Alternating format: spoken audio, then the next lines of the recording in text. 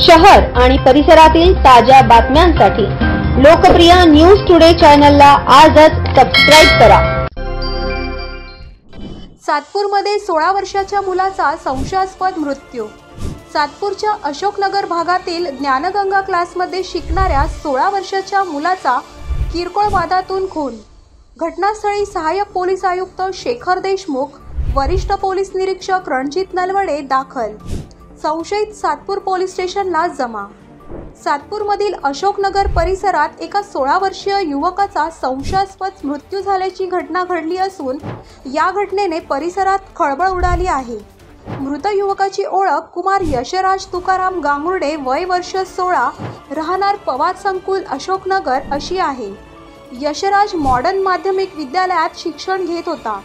मिळालेल्या प्राथमिक माहितीनुसार यशराज हा शनिवार दिनांक 2 ऑगस्ट रोजी सायंकाळी आपल्या मित्रासोबत अशोकनगर येथील राज्य कर्मचारी वसाहतीजवळ गार्डनजवळ असलेल्या खाजगी शिकवणी वर्गाकडे जात असताना अचानक चक्कर येऊन खाली कोसळला।